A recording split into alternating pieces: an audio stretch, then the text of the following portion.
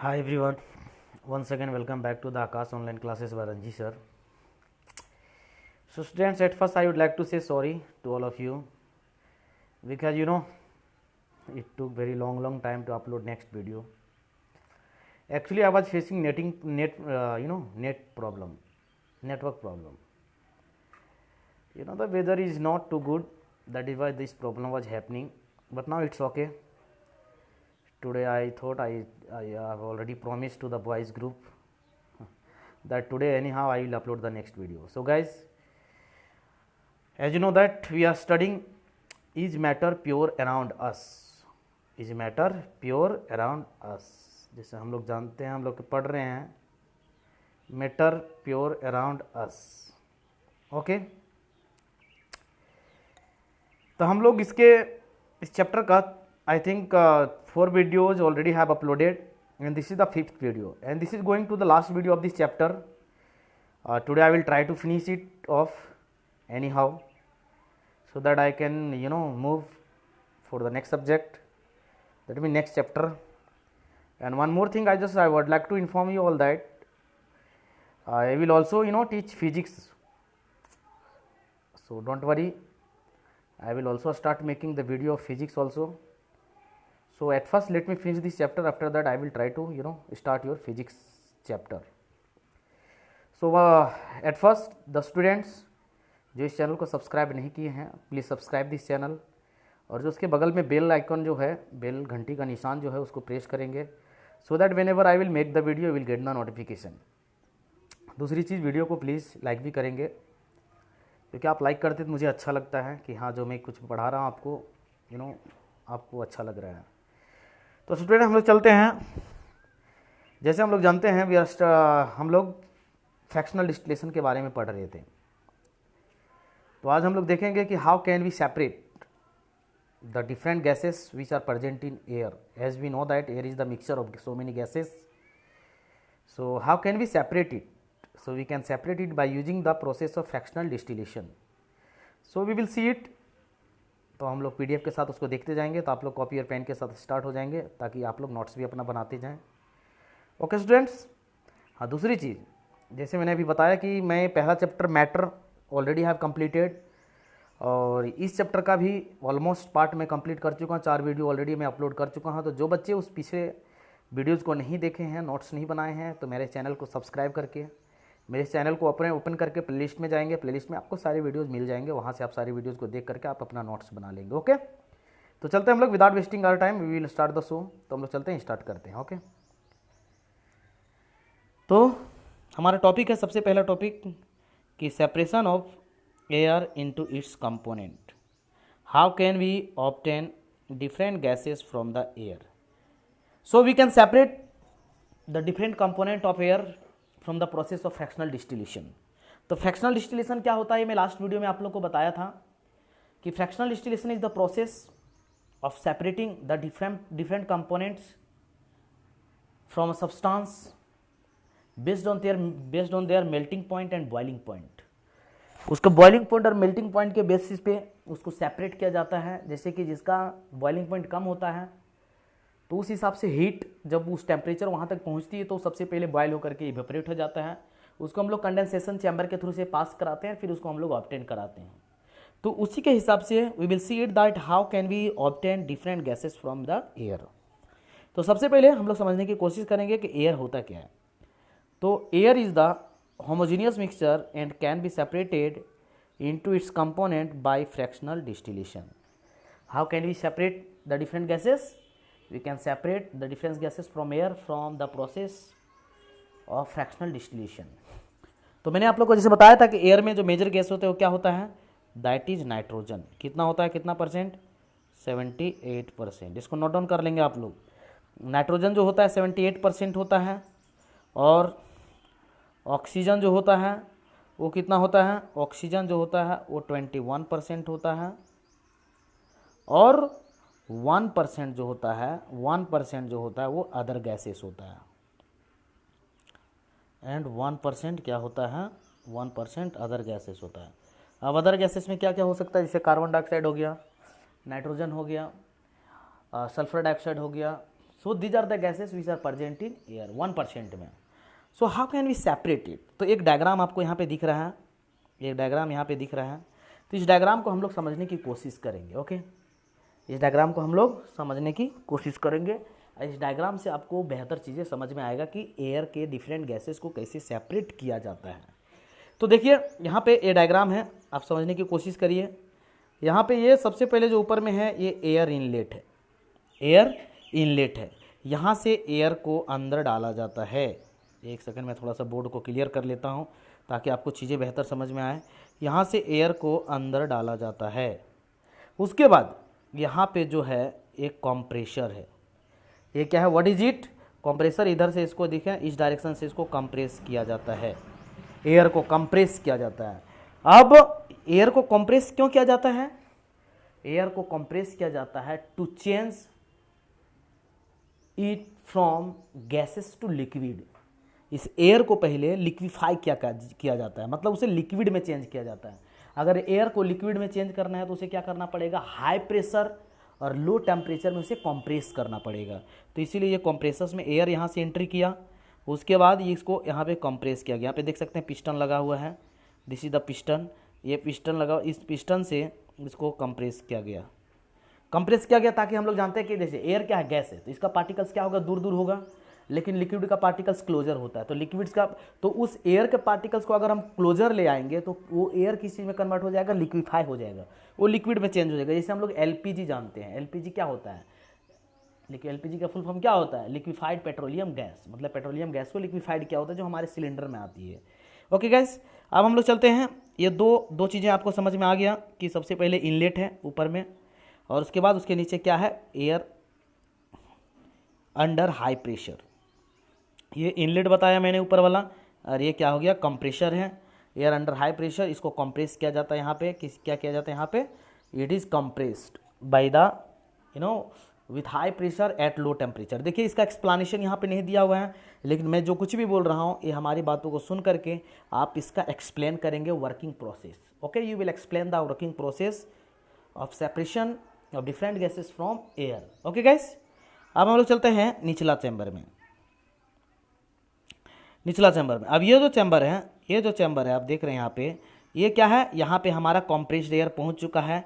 ये आपका यहाँ पे कंप्रेस्ड एयर यहाँ पे पहुँच चुका है इस चैम्बर में। मतलब ये आपका यहाँ पे वाटर के फॉर्म में आ चुका है। ये लिक्विड, सॉरी वाटर नहीं, लिक्विड के फॉर्म में आ चुका है। एयर जो है किस फॉर्म में आ चुका है? लिक्विड के फॉर्म में आ चुका है। अब लिक्विड के फॉर्म में आ चुका है। अब इसको क्या किया गया? इस लिक्विड को, ये कोल्ड कंप्रेस्ड एयर है, इसको यहाँ पे ठंडा किया गया। पानी को क्या किया गया? यहाँ पे ये लिक्विड जो आया इसको ठंडा किया गया। ये कोल्ड कंप्रेस्ड एयर है, ये पूरा ठंडा आ गया। उसके बाद यहाँ पे, इसके बाद यहाँ से हुआ, इसके बाद यहाँ से चला गया, इस चैम्बर में आया। ये चैम्बर क्या है? ये आपका कंप्रेस्ड एयर है, लेकिन it is allowed to expand, it is allowed to expand and air is liquefied. compressed air is allowed to expand and air is liquefied. मतलब जो compressed air है उसको फाइनली इस वैसल में लाया गया है। कौन से एयर को? लिक्विफाइड एयर को। कौन से एयर को? लिक्विफाइड एयर को, जो ऑलरेडी लिक्विड फॉर्म में बदल चुका है। अब यहाँ पे आते हैं जो मेन हमारा कहानी है। ये हमारा जो है मेन कहानी क्या है? ये थर्मल चैम्बर है। इसे क्या बोलते हैं? इसे कहते हैं थर्मल चैम्बर। थर्मल चैम्बर का मतलब क्या हुआ कि इसमें हीट रहता है, हीट दिया जाता है और उसको गर्म किया जाता है। अब एक बात बताइए, now as I told and already you know that air is the mixture of so many gases. उसमें नाइट्रोजन होता है, ऑक्सीजन होता है, कार्बन डाइऑक्साइड होता है। अब सबका बॉइलिंग पॉइंट और मेल्टिंग पॉइंट अलग अलग होगा। नाइट्रोजन का बॉइलिंग पॉइंट अलग होगा, ऑक्सीजन का बॉइलिंग पॉइंट अलग होगा, सबका अलग अलग होगा। तो यहाँ पे जब आता है इस चैम्बर में, जैसे ही आता है तो कौन से रूप में आता है? यहाँ पे लिक्विड के रूप में आता है। किस रूप में आता है? यहाँ पे लिक्विड के रूप में आता है। अब इसको यहाँ पे हीट दिया जा रहा है, मतलब नाइट्रोजन भी लिक्विड के रूप में है, ऑक्सीजन भी लिक्विड के रूप में है, सब कुछ लिक्विड के रूप में है। अब जैसे ही यहाँ पे हीट जो दिया जा रहा है, इसमें जो हीट जो दिया जा रहा है, तो नाइट्रोजन का जो बॉइलिंग पॉइंट होता है, नाइट्रोजन का जो बॉइलिंग पॉइंट होता है वो होता है -190 डिग्री सेल्सियस। -190 degree Celsius. ये जो थर्मल चैम्बर है, आप ये मत समझना कि -190 डिग्री सेल्सियस कहाँ से आए। ये थर्मल चैम्बर इसी तरह से होता है कि इसका टेम्परेचर को इतना लो लेवल में मेंटेन किया जाता है। Okay, it is maintain in such a low level. Okay, that means -190 degree Celsius. तो जैसे ही टेम्परेचर -190 डिग्री सेल्सियस का होगा तो नाइट्रोजन क्या होगा, इवेपोरेट हो जाएगा। वो जो लिक्विड फॉर्म में था वो इवेपोरेट होकर के फिर से गैसियस फॉर्म में आया, और गैसियस फॉर्म में आने के बाद यहाँ पे देख सकते हैं ये आउटलेट लगा हुआ है। ये क्या लगा हुआ है यहाँ पे, ये आउटलेट लगा हुआ है। यहाँ से फिर इसको बाहर निकाल लिया गया और उस नाइट्रोजन को कलेक्ट कर लिया गया। इसी तरह से इसके बाद ऑक्सीजन का जितना बॉइलिंग पॉइंट होगा उस बॉइलिंग पॉइंट में वो इवेपोरेट हो जाएगा। उसके बाद दूसरा गैसेस इवेपोरेट होगा। तो ये आपका हुआ separation of different components from air by the process of fractional distillation. Okay guys, तो आई होप ये चीज़ें आपको समझ में आ रहा होगा कि किस हिसाब से डिफरेंट गैसेस को कैसे सेपरेट किया जाता है from air by the process of fractional distillation. तो यहाँ सिंपल प्रोसेस है, कोई ज़्यादा प्रोसेस है ही नहीं। सबसे पहले क्या किया गया, एयर को लिया गया। एयर को लेने के बाद उसके कंप्रेशन चैम्बर में भेजा गया। वहाँ high pressure at low temperature उस एयर को कंप्रेस किया गया। कंप्रेस करने का मेन मकसद क्या था, that can B liquefied, that mean that air can be change into liquid. उसके बाद लिक्विड में जैसे ही चेंज हो गया तो उसको अगला चैम्बर में भेजा गया, उसको वहाँ पे ठंडा किया गया, और उसके बाद फिर अगला चैम्बर में भेज करके उसको थर्मल चैम्बर में भेज दिया गया। थर्मल चैम्बर में जिस हिसाब से जिसका टेम्परेचर है उतने टेम्परेचर में वो बॉइलिंग हो करके वो इवेपोरेट हो जा रहा है, और इवेपोरेट होकर के वो बारी बारी से सेपरेट हो जाएगा। Okay guys, so it was the separation of air into its component. Okay, I hope चीज़ें आपको बेहतर समझ में आया होगा। अब हम लोग चलते हैं नेक्स्ट स्लाइड में, और हम लोग चलते हैं next process, that is crystallization. तो क्रिस्टलाइजेशन कुछ नहीं है, ये बहुत सिंपल प्रोसेस है। ये एक तरह से इवोपरेशन प्रोसेस है। तो क्रिस्टलाइजेशन में सिर्फ हम लोग क्या करते हैं, जैसे मान लेते हैं हम लोग इस जैसे एक यहाँ पे सेटअप दे सकते हैं। इस setup you can see this setup, ये नीचे बर्नर लगा हुआ है, यहाँ से हीट दिया जा रहा है।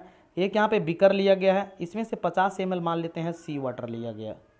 इसमें क्या लिया गया है, सी वाटर लिया गया। अब जैसे ये टेम्परेचर इसमें दिया जाएगा तो ये क्या होगा, वाटर इवेपोरेट होकर के ऊपर चला जाएगा, उड़ जाएगा, इवेपोरेट हो जाएगा वाटर। लेकिन जो सॉल्ट होगा नीचे एक सॉलिड के रूप में नीचे जम जाएगा, और that solid is known as crystal. That solid of salt is known as crystal, and this process is known as crystallization process. Okay, so crystallization process is what is crystallization process? So crystallization process is a separation process which is mainly used to separate solids from its solution, which is mainly used to separate solids from its solution। जैसे salt solution था, salt solution से solid को, solid क्या है यहाँ पे salt है, उसको सेपरेट किया गया। Okay guys, so now so you can see it, the crystallization is a separation technique in which solids are separated from a solution. In this technique the solvent molecules start evaporating and leaving behind the solutes when the solution is heated in an open container. Already I have explained it, like you know, sea water is taken in a beaker. When it is heated, then water starts evaporating, and that water gets evaporated, and that solid part, that is the salt part, is left behind, and that solid part, that solid salt is known as crystal, and this process is known as crystallization process. So by this process we can separate solids from its solution. Okay guys, तो I hope it's getting clear, बहुत चीज़ें आसानी से समझ में आ रहा होगा आपको। नेक्स्ट चलते हम लोग, क्या है, वाटर प्यूरिफिकेशन। नेक्स्ट हम लोग क्या चलते हैं, water purification. How water is purified and supplied to the cities. Okay, कैसे हम लोग जिसे जानते हैं कि in big in villages it's very simple, it's very easy to get drinking water, that means you can get it from that tap. हम लोग नल से भी, कल से भी हम लोग पानी पीने वाले इजीली मिल जाते हैं, कुएं से मिल जाता है। But what about cities, in cities that water is supplied, that drinking water is supplied after after purification from sea water और दैट रिवर वाटर, नदी का पानी, समुद्र का पानी को, उसको पहले क्या किया जाता है, प्यूरिफाई किया जाता है, और प्यूरिफाई करके फिर उसे सिटीज़ में वो पाइपलाइन के थ्रू से भेजा जाता है पीने के लिए। Okay, so how this process happens, ये प्रोसेस कैसे होता है, how water is purified, how it is made like drinking, इसको पीने लायक कैसे बनाया जाता है, तो हम लोग इसको देखेंगे। Okay, so purification of sea water, separation of alum crystals from impure sample ETC। Okay, हम लोग चलते हैं इसको एक नए स्लाइड से हम लोग समझने की कोशिश करते हैं। एक नया स्लाइड किधर गया? हाँ, देखिए मैं आप लोग के लिए हमेशा कोशिश करता हूँ कि अच्छे से अच्छे material I can provide you, आपको अच्छे से अच्छे मटेरियल प्रोवाइड करा सकूँ, आपका टाइम भी वेस्ट नहीं कराना चाहता हूँ, ताकि what ever material I am just giving that should be fruitful, वो फ्रूटफुल होना चाहिए, आपको अच्छे से समझ में आए, अच्छे से नोट्स बना सके। और हाँ, when ever you feel like some doubt, you can ask directly to me, it's not a problem, okay? So you can write in comment section whatever problem you are having, okay guys? तो हम लोग चलते हैं, एक diagram आपको यहाँ पे दिखाई दे रहा होगा, ये डायग्राम है, ये डायग्राम आपको यहाँ पे दिखाई दे रहा होगा। ये डायग्राम से मैं आपको समझाने की कोशिश करूँगा कि how water is purified and send, how water is purified and supplied to the cities for drinking purpose. Okay, तो हम लोग चलते हैं, इसको देखने समझने की कोशिश करते हैं। थोड़ा सा मैं इसको जूम करने की कोशिश करूंगा। हाँ, इसको मैं थोड़ा सा जूम करने की, एक सेकेंड। देखिए ये जो है आपका, ये यहाँ से आप देख सकते हैं, ये जो है पहला, ये जो डायग्राम ये दिख रहा है ब्लॉक, ये वाटर रिजर्वेयर है। ये क्या है? ये है वाटर रिजर्वेयर। वाटर रिजर्वेयर मतलब जैसे समुद्र हो गया, नदी हो गया, या फिर तालाब हो गया, या तो फिर झील हो गया। ये वाटर रिजर्वेयर है जहाँ पे huge amount of water is stored, जहाँ पे ज़्यादा से ज़्यादा अमाउंट ऑफ वाटर को जहाँ पे स्टोर करके रखा गया हो, पानी स्टोर हो। अब यहाँ पे देख सकते हैं, उसके बाद ये पाइपलाइन जुड़ा हुआ, ये पाइप से वाटर को मोटर, यहाँ पे मोटर होती है, उस मोटर के हेल्प से, with the help of motor, that water is taken out and it is stored into this sedimentation tank. This is sedimentation tank. क्या है ये? Sedimentation tank. What do you mean by sedimentation? तो I hope in junior classes you have already studied about sedimentation.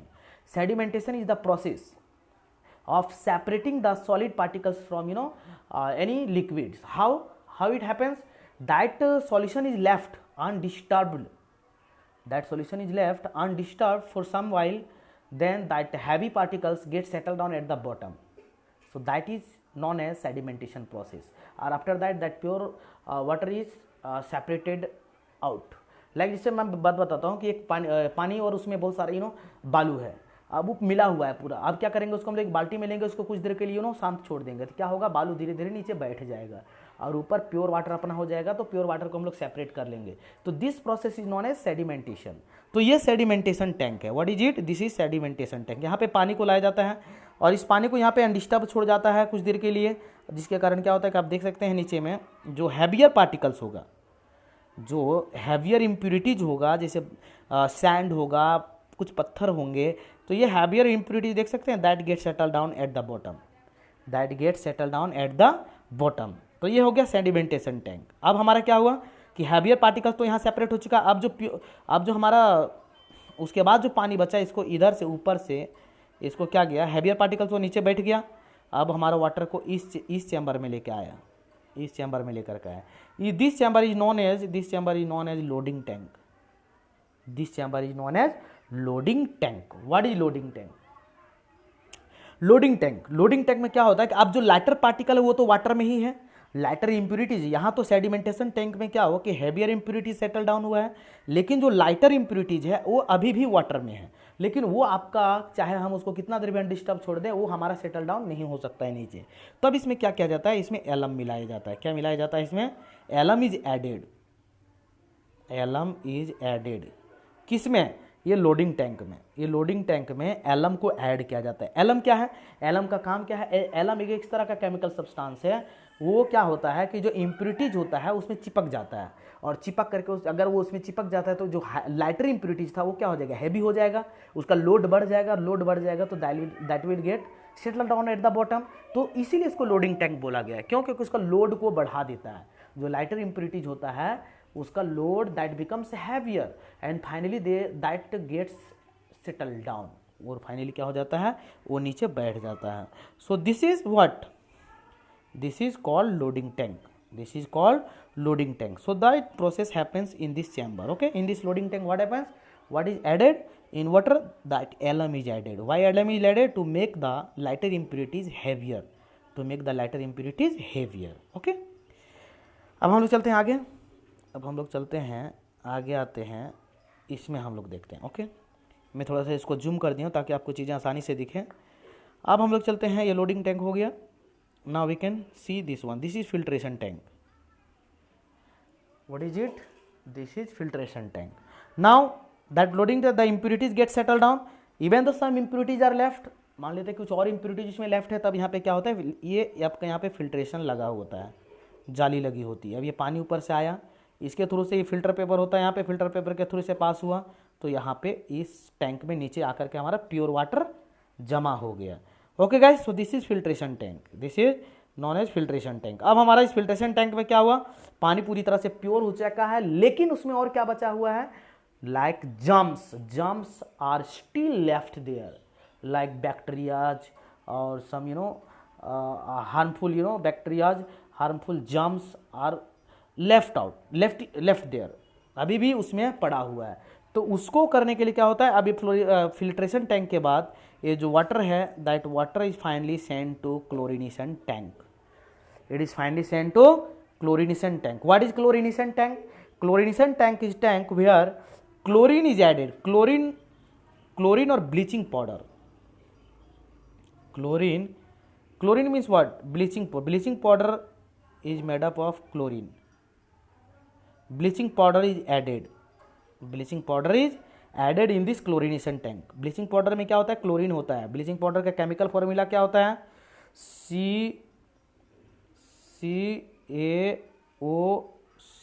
CaOCl2, calcium oxychloride. Bleaching powder क्या कहते हैं, calcium oxychloride, CaOCl2, chlorine. देखो chlorine है ना यहाँ पे, सो that is why it is named chlorination tank. तो यहाँ पे क्लोरीन मिलाया जाता है, दैट मीन ब्लीचिंग पाउडर मिलाया जाता है, ताकि जितने भी जम्स हो इसमें, जितने भी बैक्टीरियाज हो जो हमारे बॉडी के लिए हार्मफुल है, उसे किल कर दिया जाए।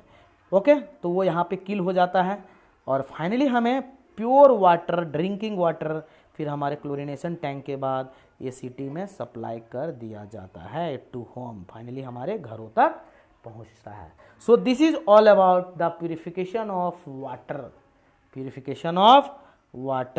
ओके गाइस, तो आई होप ये चीज़ें आपको समझ में आ रहा होगा। तो ये चीज़ें यहाँ पे लिखा हुआ है, वही चीज़ एक्सप्लेनेशन दिया हुआ है, आप इसको देख लेंगे, ये चीज़ समझ लेंगे। Already I have told it, so all of you will make this diagram also and you will write the explanation. Okay guys, तो हम लोग चलते हैं, फिर वापस आते हैं पिछले स्लाइड में। हाँ, तो ये purification of water already have explained it. Now some important points are there, you must know it. Elements. What is elements? So elements are species of atoms which have the same number of protons in their atomic nuclei. Element जैसे आप लोग पढ़ते हैं, element क्या है, ऐसा पढ़ते हैं ना, hydrogen, oxygen, chlorine, magnesium, sodium, that is what, that is elements, and that elements are made up of what, atoms. जैसे हम अगर सोडियम एलिमेंट की बात करेंगे तो that sodium element is made up of sodium atoms. Magnesium element की बात करेंगे तो that is made up of magnesium atom. So that is why it is written that elements are the species of atoms. किस चीज़ का species है ये, atoms का, which has the same number of protons in their atomic nuclei. जैसे अगर जिस element का जितना एटॉमिक नंबर होता है उसमें उतना ही नंबर ऑफ प्रोटॉन होता है। जैसे सोडियम का एटॉमिक नंबर कितना होता है, 11, मतलब इसमें 11 प्रोटॉन और 11 इलेक्ट्रॉन होता है। इलेक्ट्रॉन यहाँ पे क्यों नहीं बोला गया है, इलेक्ट्रॉन इसलिए नहीं बोला गया है क्योंकि इलेक्ट्रॉन जो है लूज भी हो सकता है और गेंड भी हो सकता है, पर प्रोटॉन का बात ऐसा नहीं है, प्रोटॉन फिक्स होता है। वो कहाँ होता है, न्यूक्लियस में होता है। I think already had explained in your classes also. आप लोग के क्लासेस में भी इन सारी चीज़ों के बारे में मैं जिक्र बहुत बार कर चुका हूँ, स्ट्रक्चर ऑफ एटम के बारे में। ओके गाइस, नेक्स्ट जैसे elements are represented by symbols. Elements को सिम्बॉल से रिप्रेजेंट कैसे, hydrogen represented by H, boron represented by B, carbon is represented by C, silicon is represented by Si। So it's all about elements. Okay guys, हम लोग चलते हैं अब next slide में। Metals, ये कुछ इंपॉर्टेंट टर्म्स हैं जो आपको पता होना चाहिए। What is metal? So metal is a solid materials which is typically hard, shiny, malleable, fusible, ductile with good electrical and thermal conductivity. Okay, metal क्या है, मेटल जनरली सॉलिड स्टेट में होता है, except what, except mercury. Is present in liquid state at room temperature. Mercury जो होता है वो room temperature में लिक्विड स्टेट में प्रेजेंट होता है, except that each and every metals are present in solid state. Okay, present in solid state, and some chemical physical properties are given of metals, like they are typically hard, they have shiny surface, they are malleable. Malleable means what? Malleable means that can be hammered into thin sheet. Okay, ductile means that can be drawn into thin wire, and they can conduct heat as well electricity. Okay, that is metals. Some examples are there: aluminum, copper, iron, tin, gold. So these are metals. These are metals. And another thing, metals are electropositive elements. Metals are electropositive elements because it forms positive ions by losing of electrons. It forms positive ions by losing of electrons. Next है metalloids. Next what we will see? We will see metalloids. What is metalloids? Metalloids exhibit some properties of metals as well as non-metals. Metalloids जो होता है, metalloids में कुछ properties metal का भी होता है और कुछ प्रॉपर्टी नॉन मेटल का भी होता है. Okay guys, that is why it is known as metalloids. So examples are given: boron, silicon, germanium, arsenic, antimony and tellurium. So these are the examples of metalloids. अब हम लोग चलते हैं next slide में मूव करते हैं. Non metals. Non metals just आपका metal का उल्टा हो जाएगा. ये आपका non metals are brittle and are not malleable and ductile. Brittle means, brittle मतलब that can be break easily, that can be break easily. उसको हम लोग इजिली तोड़ सकते हैं. ये लकड़ी टूट सकता है इजिली, लेकिन लोहे को मारेंगे तो लंबा हो सकता है, वो वायर में कन्वर्ट हो सकता है. But non metal can not be hammered into thin sheet, non metal can not be drawn into thin wire. Okay, they are poor conductor of heat and electricity. Means heat and electricity can not be flow through non metal except what? Except graphite. Graphite is non-metal but it can conduct electricity. Graphite is non-metal but it can conduct electricity. So some example of non-metal are carbon, boron, chlorine, oxygen. These are non-metals. These are non-metals. Next है, what is next? Next is compound. हम लोग चलते हैं next topic देखते हैं, compound. हम लोग next topic क्या देखते हैं? कंपाउंड्स देखते हैं. What is compounds? So compounds are the substances consisting of two or more than two different types of element is known in a fixed ratio of its atom. Compound किसे कहते हैं? Compound दो या दो से ज़्यादा एटम का बना होता है और वो दोनों एटम एक फिक्स रेशियो में कंबाइंड होता है. जैसे एक सिंपल एग्जांपल लेता हूँ मैं, वाटर. वाटर का फॉर्मूला क्या होता है? H2O. यहाँ पे देखिए दो एटम है, तीन एटम है, दो हाइड्रोजन है और एक ऑक्सीजन है ना. दो या दो से ज़्यादा एटम से बना हुआ है और ये फिक्स रेशियो में, मतलब दो हाइड्रोजन और एक ही ऑक्सीजन होगा. वाटर का फॉर्मूला हम लोग H4O3 नहीं लिख सकते हैं. It is fix in ratio. It is fixed in ratio. मतलब ये किस रेशियो में हमारा कंबाइंड होगा? ये हमारा 2:1 के रेशियो में कंबाइंड होगा बाय नंबर ऑफ एटम्स. और अगर मास की बात करेंगे, अगर मास की बात करेंगे तो ये 1:8 के रेशियो में कंबाइंड होगा. वाटर में हाइड्रोजन और ऑक्सीजन जो होगा किस रेशियो में कंबाइंड होगा? 1:8 के रेशियो में. क्यों? वाई 1:8 में रेशियो में? जैसे अभी हमने देखा दो हाइड्रोजन होता है तो दो हाइड्रोजन का एटॉमिक मास कितना होगा? 2. और एक ऑक्सीजन है तो एक ऑक्सीजन का एटॉमिक मास कितना होता है? 16. तो ये कटेगा तो कितना बार में कटेगा? 1. और ये कितना? 8. तो 1:8 के मास में 1:8 रेशियो बाय मास. तो ये फिक्स रेशियो है, मतलब 8 ग्राम ऑक्सीजन में 1 ग्राम हाइड्रोजन ही मिक्स हो सकता है, उससे ज़्यादा नहीं हो सकता है. So that is known as compound. इसे हम लोग क्या कहते हैं? कंपाउंड कहते हैं. ओके गाइज, नेक्स्ट हम लोग चलते हैं और last slide. This is the last slide. Difference between mixture and compound. Already I have explained it.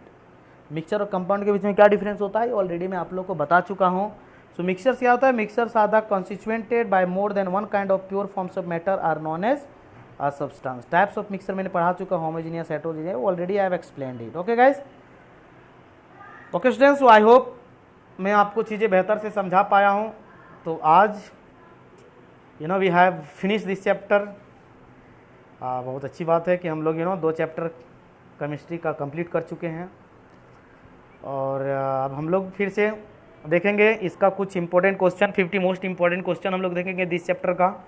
उसके बाद हम लोग एक चैप्टर स्टार्ट करेंगे फिजिक्स का, और फिजिक्स का एक चैप्टर हम लोग कंप्लीट करेंगे। उसके बाद again we will come back to chemistry. Okay guys, तो वंस अगेन जो बच्चे हमारे इस चैनल को सब्सक्राइब नहीं किए हैं, please subscribe this channel, bell icon को प्रेस करेंगे और वीडियो को लाइक भी करेंगे। दूसरी चीज़, जो बच्चे हमारे पिछली वीडियोज़ को नहीं देखे हैं वो सारी वीडियोज़ को देख लेंगे और आप अपना नोट्स को कंप्लीट कर लेंगे।